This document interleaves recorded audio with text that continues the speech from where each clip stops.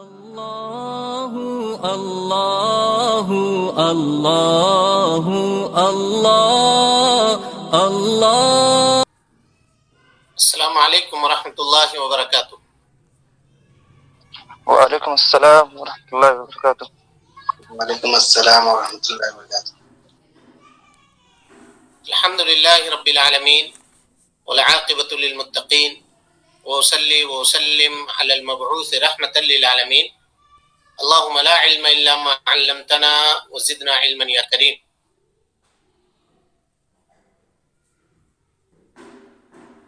محترم حاضرین اور سامعات، آپ تمام حضرات کا اس علمی درس کے اندر ہم خوش آمدید کرتے ہیں، اور اللہ رب العالمین سے یہ دعا کرتے ہیں کہ اللہ رب العالمین ہمیں اور آپ کو علم سیکھنے اور علم کے مطابق عمل کرنے کی توفیق نصیب فرمائے۔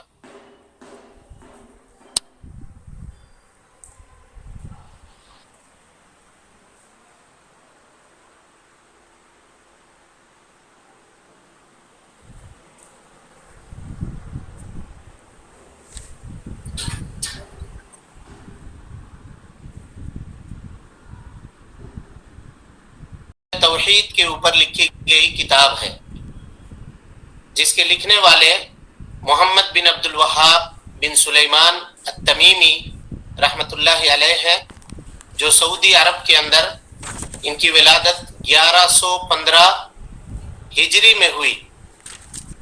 1115 ہجری موافق 1703 مسیحی میں ان کی ولادت ہوئی، اور اسی طریقے سے انہوں نے دعوت و تبلیغ کی ایک بھرپور زندگی گزاری۔ کئی ایک کتابوں کے مصنف ہیں۔ عقیدے کے اوپر سعودی عرب میں کافی کام کیا، اور ان کی دعوت کی برکت صرف سعودی عرب نہیں بلکہ پوری دنیا کے اندر پھیلی، اور اللہ رب العالمین کی توحید جو شرک اور بدعت کے دبیز پردوں کے اندر چھپ گئی تھی، انہوں نے اس کو دوبارہ زندہ کیا، اور تجدید، دین کے تجدید کا کام دوبارہ سے شروع کیا۔ ایک عرصہ گزارنے کے بعد 1206 ہجری مطابق 1791 مسیحی میں آپ رحمت اللہ علیہ اس دنیا کو خیر بات کر کے چلے گئے، لیکن جو علم انہوں نے چھوڑا ہے وہ علم رہتی دنیا تک ہمارے لیے، آپ کے لیے اور پوری دنیا کے مسلمانوں کے لیے میرے بھائیوں منبع علم ہے اور منبع عمل ہے۔ ہم اللہ رب العالمین کی توحید کو دلائل کے ذریعے سے پہچاننے کے طریقوں میں سے ایک اہم طریقہ شیخ رحمت اللہ علیہ کے کتابوں کو سمجھتے ہیں۔ یہ کتاب جو ہمارے سامنے ہے، جب اس کتاب کی تشریح آپ پورے طور پہ پڑھیں گے، پورے طور پہ جانیں گے، تب آپ کو پتہ چلے گا کہ شیخ الاسلام محمد بن عبد الوہاب رحمۃ اللہ علیہ نے علم کا کیسا ذخیرہ اس کتاب کے اندر جمع کیا ہے اور اکٹھا کیا ہے۔ کتاب دیکھنے میں نہایت مختصر ہے، لیکن توحید کے اوپر یہ ایک ایسی کتاب ہے کہ جس کے اوپر عمل کیے بغیر ایک مسلمان آدمی کی نجات ممکن نہیں ہے۔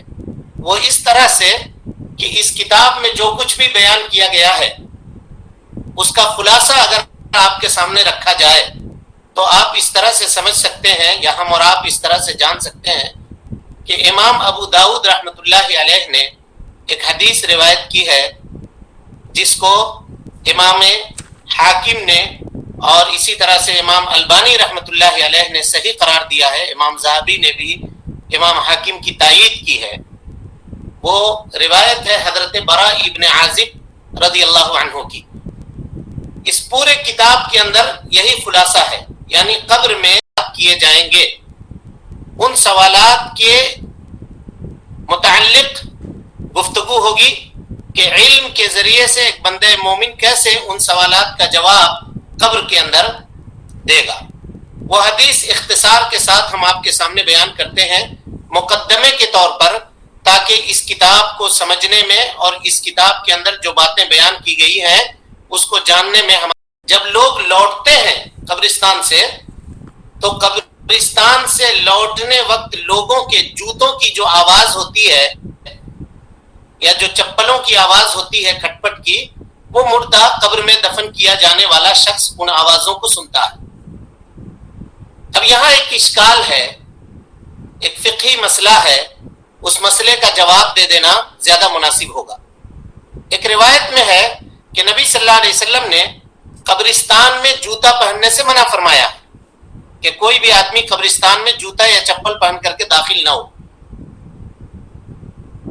لیکن یہ حدیث میں یہ بیان کیا کہ جب مردے کو دفن کر کے لوگ واپس لوٹتے ہیں تو مردہ جو ہے یا دفن ہونے والا میت جو ہے وہ لوگوں کے جوتوں کے آواز کو سنتا ہے۔ تو اگر جوتا پہننے سے منع کیا گیا تو جوتے کی آواز وہ کیسے سنے گا؟ یہ دونوں روایتوں کے اندر ٹکراؤ کی کیفیت ہوئی۔ فقہی مسئلہ ہے، اگر اس کی وضاحت مقدمے کے ان چند باتوں کے اندر کر دی جائے تو ہمارے اور آپ کے علم کے اندر اضافہ ہوگا۔ علماء کرام کہتے ہیں کہ قبرستان میں جو راستہ بنا ہوا ہے جو چلنے کے لیے خاص ہے، اگر اس میں کوئی آدمی جوتا پہن کر کے چلتا ہے یا چپل پہن کر کے چلتا ہے تو اس میں کوئی حرج کی بات نہیں ہے۔ لیکن قبرستان میں اگر وہ قبروں کے درمیان چل رہا ہے، قبروں کے درمیان چل کر کے جا رہا ہے اور جو عام راستہ چلنے کے لیے نہیں بنایا گیا ہے، تو نبی صلی اللہ علیہ وسلم کی یہ حدیث وہاں پہ دلالت کرے گی کہ اس کو اپنا جوتا اتار دینا چاہیے اور قبروں کے درمیان جوتا پہن کر کے اس کو نہیں جانی چاہیے۔ یہ اشکال دور ہو گیا۔ اب اس کے بعد آئیے، کہا کہ میت جب دفن کر کے لوگ جاتے ہیں تو اس کی جوتوں کی آواز کو وہ سنتا ہے۔ اس کے بعد ایک فرشتہ وہاں پہ حاضر ہوتا ہے نہایت غیظ و غضب کے عالم میں اور نہایت غصے میں، ڈراؤنی شکل لیے ہوئے، اور اس مردے کو اٹھاتا ہے، اٹھا کر کے بٹھاتا ہے۔ 3 طرح کے سوالات پوچھے جاتے ہیں اس وقت۔ فرشتہ اٹھا کر بٹھاتا ہے اور اس سے پوچھتا ہے، من ربو کا، تمہارا رب کون ہے؟ ما دینو کا، تم کس دین کے ماننے والے ہو؟ اور اس شخص کے بارے میں تمہارا کیا خیال ہے جو تمہارے طرف نبی بنا کر کے بھیجا گیا تھا، یعنی جناب محمد رسول اللہ صلی اللہ علیہ وسلم کے متعلق تم کیا کہتے ہو؟ یہ 3 سوالات ہوتے ہیں اور دنیا کے ہر شخص کو ان سوالات سے گزرنا ہے، چاہے وہ نیک ہو، چاہے فاسق و فاجر ہو، چاہے متقی و پرہیزگار ہو یا فاسق و فاجر انسان ہو، ان 3 سوالات کا جواب اس کو دینا ہے۔ حضرت عثمان غنی رضی اللہ تعالی عنہ جب کسی قبر سے گزرتے تھے تو آپ اس قدر روتے تھے، اس قدر روتے تھے کہ آپ کی داڑھی آپ کی آنسوؤں سے تر ہو جاتی تھی۔ جبکہ حضرت عثمان رضی اللہ عنہ کون ہے؟ اب غور کیجئے، نبی صلی اللہ علیہ وسلم نے ایک موقع سے ان کو فرمایا تھا کہ عثمان اگر آپ آج کے بعد کوئی عمل نہ بھی کریں تو اللہ رب العالمین آپ کو جنت دے گا۔ عشرہ مبشرہ یعنی وہ 10 خوش نصیب لوگ جن کو اللہ کے نبی صلی اللہ علیہ وسلم نے دنیا کی زندگی میں جنت کی بشارت دی تھی، اس میں سے ایک حضرت عثمان غنی رضی اللہ تعالیٰ عنہ بھی ہیں۔ کہتے ہیں کہ جب وہ قبر سے گزرتے تھے تو زار و قطار روتے تھے۔ لوگوں نے پوچھا، سوال کیا کہ اے حضرت عثمان، آپ کے سامنے جنت و جہنم کا تذکرہ ہوتا ہے لیکن آپ اس قدر روتے نہیں ہیں، اس قدر پریشان نہیں ہوتے ہیں، قبر جب آپ دیکھتے ہیں یا قبر کا تذکرہ ہوتا ہے تو آپ اس قدر پریشان کیوں ہو جاتے ہیں؟ حضرت عثمان غنی رضی اللہ تعالیٰ عنہ نے جواب دیا، آپ نے فرمایا کہ میں نے نبی صلی اللہ علیہ وسلم سے یہ کہتے ہوئے سنا ہے، میں نے نبی صلی اللہ علیہ وسلم کو یہ فرماتے ہوئے سنا ہے کہ اے عثمان، یہ قبر جو ہے آخرت کی منزلوں میں سے پہلی منزل ہے، جو اس میں کامیاب ہو گیا تو اس کے بعد کے آنے والے جو منازل ہیں وہ اس کے لیے آسان ہوں گے۔ لیکن اگر یہیں پہ وہ فیل ہو گیا، ناکام ہو گیا اور یہیں اگر سوالوں کا جواب نہ دے سکا تو اس کے بعد میں آنے والے جو منازل ہیں وہ اس کے لیے زیادہ سخت اور زیادہ مشکل ہو جائیں گے۔ نبی صلی اللہ علیہ وسلم نے جنت و جہنم کا بھی سیر کیا۔ وسلم فرماتے ہیں کہ میں نے قبر سے زیادہ ڈراؤنی کوئی دوسری چیز نہیں دیکھی ہے. لہذا ہمیں اور آپ کو چاہیے کہ ہم قبر کی اس زندگی کے لیے اپنی تیاری کر لیں. حدیث پوری دیکھیے. اپنی حضرت برا ابن عازب کی اس روایت کی طرف ہم لوٹتے ہیں. یہ روایت مقدمے کے طور پہ میں آپ کے سامنے بیان کر رہا ہوں تاکہ اس کتاب کے اندر جو کچھ بیان کیا گیا ہے، جو تفصیلات آپ کے سامنے آنے والی ہیں، وہ انہی باتوں کے درمیان گھومیں گی. مقدمے کے طور پہ اس وجہ سے ہم اس کا تذکرہ آپ کے سامنے کر رہے ہیں. تو فرشتہ آتا ہے نہایت ڈراؤنی شکل والا، مردے کو اٹھا کر کے بٹھا کر کے سوال پوچھتا ہے. اگر نیک بندہ ہوتا ہے، دنیا کی زندگی میں اس نے اچھائی کی تھی، توحید کے اوپر قائم تھا، نبی صلی اللہ علیہ وسلم کی سنتوں کے مطابق اپنی زندگی گزارنے والا تھا، تو وہ فرشتوں کے اس سوالات کا وہ جواب دیتا ہے. جواب دینے کے بعد آسمان سے آواز آتی ہے کہ میرے بندے نے صدق عبدی، میرے بندے نے سچ کہا، اب اس کے لیے جنت کے بستر لگا دو، جنت کی کھڑکیاں اور جنت کے دروازے اس کے لیے قبر کے اندر کھول دو. وہ جنت کی نعمتوں سے قبر کی زندگی میں بہراور ہوتا ہے. اور پھر اس کے بعد ایک شخص اس کے قبر میں پیش کیا جاتا ہے جو نہایت ہی حسین و جمیل، خوبصورت شکل والا، اچھے لباس کے اندر ملبوس، اچھے لباس زیب تن کیا ہوا اس شخص کے سامنے حاضر ہوتا ہے. وہ سوال کرتا ہے کہ تم کون ہو؟ تمہارا چہرہ اس بات کی علامت ہے کہ مجھے کچھ خوشخبری حاصل ہونے والی ہے. تو وہ شخص جو نہایت خوبصورت لباس پہنے ہوئے آتا ہے وہ جواب دیتا ہے کہ میں تمہارا نیک عمل ہوں. دنیا کے اندر جو کچھ تم کیا کرتے تھے نیک عمل، میں وہی نیک عمل ہوں تمہارا. اور تم دنیا کی زندگی کے اندر نیکی کی طرف سبقت کرنے والے تھے، برائی سے دور جانے والے تھے، تو میں تمہارا نیک عمل ہوں. اور تم اللہ رب العالمین کی بشارت، اللہ رب العالمین کی خوشخبری جو اس نے نیکوکاروں کے لیے رکھی ہے وہ تمہارے لیے، تم اس سے خوش ہو جاؤ. لہذا وہ بندہ اب عیش و عشرت کی زندگی، قبر کی زندگی گزارتا ہے. اس کے مقابلے میں دوسرا شخص جس نے دنیا کی زندگی کے اندر شرک و بدعات میں اپنے آپ کو گزارا، یا دنیا کی زندگی علم کے بغیر اس نے گزار دی، دنیا میں اللہ رب العالمین کی معرفت اور جناب محمد رسول اللہ صلی اللہ علیہ وسلم کی معرفت کی فکر اس نے نہیں کی، دین اسلام اور شریعت کے اوپر عمل تو کیا لیکن رسمن عمل کیا، علم کی بنیاد پہ عمل نہیں کیا. تو وہ شخص جب اس سے سوال ہوتا ہے تو سوال کا جواب نہیں دے سکتا ہے. وہ کہتا ہے ہاں جانتا ہوں، میں نہیں جانتا ہوں، تم کیا پوچھ رہے ہو؟ آسمان سے آواز آتی ہے کذب عبدی، میرے بندے نے جھوٹ کہا ہے. اس کے لیے افتحوا بابا من ابواب النار، جہنم کے دروازے اس کے لیے کھول دو، جہنمی بستر اس کے قبر میں لگا دو، اور یہاں سے اس کے لیے عذاب کا سلسلہ شروع ہوتا ہے. اور ایک شخص نہایت برے لباس میں، نہایت بدبودار لباس میں اور نہایت بھدی اور ڈراؤنی شکل میں اس کے سامنے حاضر ہوتا ہے. تو یہ میت قبر والا اس سے پوچھتا ہے کہ تم کون ہو؟ تمہاری شکل ڈراؤنی ہے، تم کو دیکھ کر کے ایسا لگتا ہے کہ کوئی خیر اور کوئی بھلائی لے کر کے تم نہیں آئے ہو. تو وہ شخص کہتا ہے کہ میں تمہارا خبیث عمل ہوں، میں تمہارا برا عمل ہوں. جو تم دنیا کے اندر کرتے تھے، ان برائیوں کی طرف جو تم دنیا میں بھاگتے تھے، اچھائیوں سے تم کو نفرت تھی، برائیوں کی طرف برائی کرنے میں، اللہ رب العالمین کی معصیت اور اللہ رب العالمین کی نافرمانی کرنے میں تمہارا جی لگتا تھا، میں وہی تمہارا عمل ہوں. میں وہی ہوں جو تم کو دنیا کے اندر سب سے زیادہ محبوب تھا. میرے بھائیوں، وہ شخص قبر کی زندگی عذاب میں گزارتا ہے. اب یہاں پہ ایک بات سمجھیے کہ قبر میں تینوں سوالات ہوئے، تینوں سوال میں کہیں پر عمل کا تذکرہ نہیں ہے. عمل کا تذکرہ نہیں ہے. کس چیز کا تذکرہ ہے؟ علم کا تذکرہ ہے. ما دینک، من ربک اور ومن نبیک، یہ تذکرہ ہے علم کا. لہذا ہر بندے کو چاہیے کہ وہ علم حاصل کرے. اچھا، اب جب گفتگو کتاب کے اندر آئے گی تو علم کے تعلق سے تفصیلی گفتگو ہم آپ کے سامنے کریں گے. اب ہم کتاب کی شروعات آپ کے سامنے اس مقدمے کے بعد کرنا چاہتے ہیں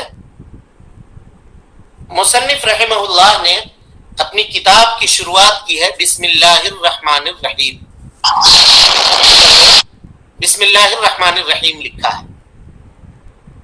کیوں بسم اللہ الرحمن الرحیم لکھا؟ اس لیے کہ آپ جان لیجئے نبی صلی اللہ علیہ وسلم کی سنت کے اوپر عمل کرتے ہوئے حافظ ابن حجر رحمۃ اللہ علیہ کہتے ہیں کہ نبی صلی اللہ علیہ وسلم نے جتنے خطوط لکھے تھے یا لکھوائے تھے بادشاہوں کو بھیجنے کے لیے، اسلام کی دعوت دینے کے لیے، وہ سارے کے سارے خطوط جمع کیے گئے. خط، لیٹر نبی صلی اللہ علیہ وسلم کا، اس کو اکٹھا کیا گیا، جمع کیا گیا. تو تمام خطوط میں یا سارے لیٹروں کے اندر نبی صلی اللہ علیہ وسلم نے جو شروعات کی تھی وہ بسم اللہ الرحمن الرحیم من محمد ابن عبداللہ صلی اللہ علیہ وسلم کے الحمدللہ رب العالمین سے شروع کیے گئے تھے.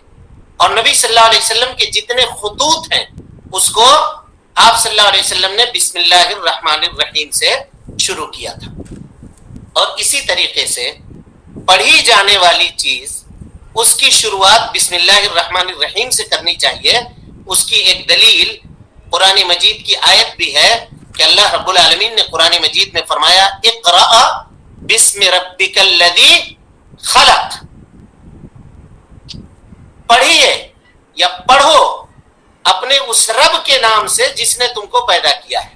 یعنی پڑھنے کی شروعات بسم اللہ الرحمن الرحیم سے آدمی کو کرنی چاہیے. تو مصنف شیخ الاسلام محمد ابن عبد الوہاب رحمت اللہ علیہ نے اصول ثلاثہ لکھنے کی جو شروعات کی اس کو بسم اللہ الرحمن الرحیم سے شروع کیا. مطلب یہ ہوا شروع کرتا ہوں لکھنا یا لکھنا شروع کرتا ہوں اللہ رب العالمین کے نام سے جو بڑا مہربان اور نہایت رحم والا ہے. یہاں ایک اور بات غور کیجیے آپ. بسم اللہ الرحمن الرحیم ہم لوگ اپنے ہر عمل کے اندر کہتے ہیں، اور نبی صلی اللہ علیہ وسلم نے فرمایا بھی کہ ہر محتم بالشان عمل، محترم عمل، اس کے شروعات میں آدمی کو چاہیے کہ وہ بسم اللہ الرحمن الرحیم پڑھے یا بسم اللہ کہہ کے اللہ رب العالمین کے نام سے اس کام کی شروعات کرے. بسم اللہ الرحمن الرحیم ہم لوگ پڑھتے ہیں، لیکن کبھی ہم نے اس کے معانی کے اوپر غور کیا؟ بسم اللہ کے کیا معانی ہیں؟ یعنی شروع اللہ کے نام سے، یعنی اللہ رب العالمین کے نام سے شروع کرتے ہیں. یہاں پہ لفظ اللہ غور کیجئے، یہ اللہ رب العالمین کا نام ہے، اور اللہ کے علاوہ جتنے بھی نام ہیں وہ اس نام کے بعد آئیں گے. اور یہ نام اللہ ایسا نام ہے کہ مخلوق میں سے کسی دوسرے کا نام اللہ نہیں رکھا جا سکتا. اللہ کسی دوسرے کا نام اور رکھا نہیں جا سکتا ہے. یہ اللہ رب العالمین کا نام ہے، اور اللہ کے دیگر جتنے اسما ہیں، دیگر جتنے نام ہیں وہ سب اس نام کے بعد ذکر کیے جائیں گے.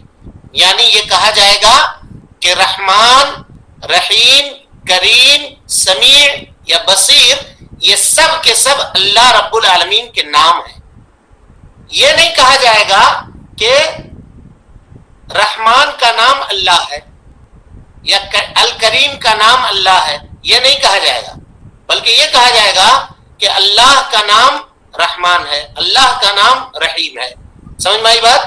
یعنی اللہ کا ذکر رب العالمین کے، ان کا تذکرہ اس کے بعد کیا جائے گا، اس سے پہلے نہیں کیا جائے گا. یہاں دو لفظ ہے، ایک ہے رحمان اور ایک ہے رحیم. رحمان کہتے ہیں بڑا مہربان، یعنی ایسی رحمت جو ہر چیز کو شامل ہو.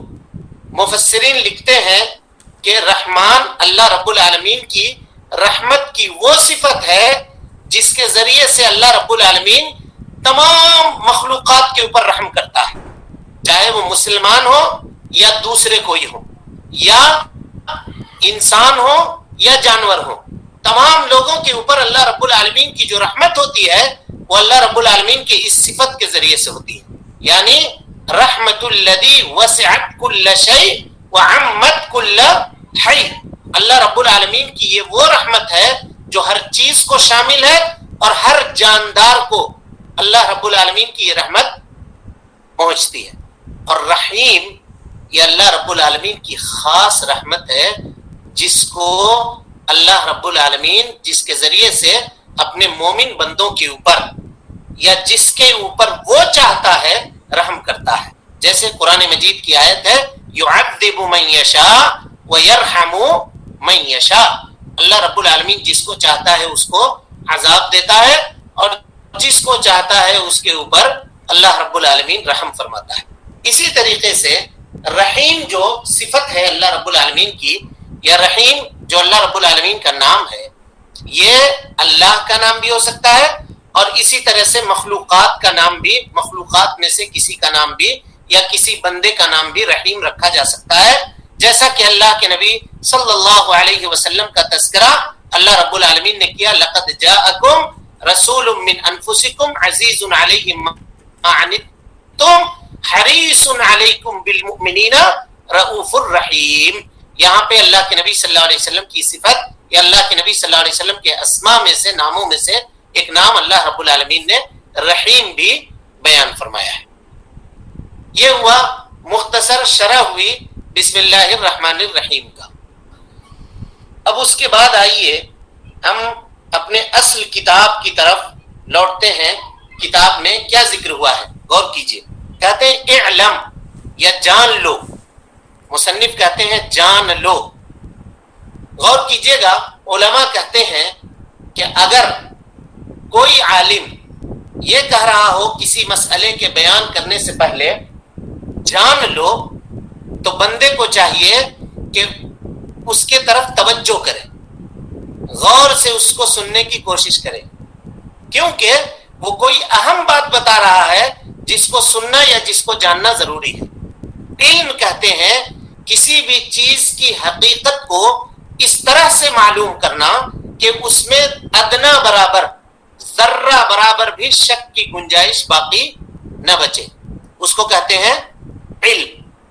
علم اس کو کہتے ہیں کہ جس کے جانکاری میں بندے کے دل و دماغ کے اندر ادنا برابر ذرہ برابر بھی شک کی گنجائش نہ بچے.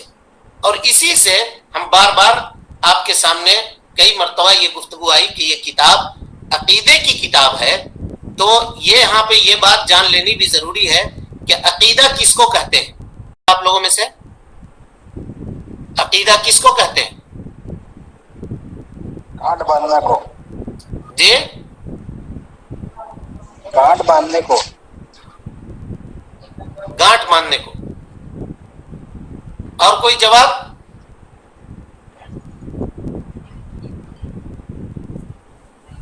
بلیف.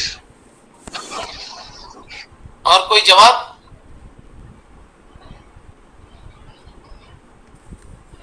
عقیدہ کہتے ہیں میرے بھائیوں دل کے اس یقین کو, دل کے چندینی امور کو اپنے دل و جی عقیدہ بلیف کو کہتے ہیں. بلیف امور کو اپنے دل سے گروہ باندھ لینا ہے, اس سے ہٹا پانا ناممکن ہے. بالکل بالکل صحیح جواب. اللہ رب العالمین آپ کے علم میں اضافہ کرے. عقیدہ کہتے ہیں دل کے اس یقین کو جس کے یقین میں ذرہ برابر بھی شک کی گنجائش نہ ہو, اس کو کہتے ہیں عقیدہ. یعنی اتنا صحیح, اتنا مضبوط اور اتنا پختہ یقین کہ اس سلسلے میں ذرہ برابر بھی شک کی گنجائش نہ ہو.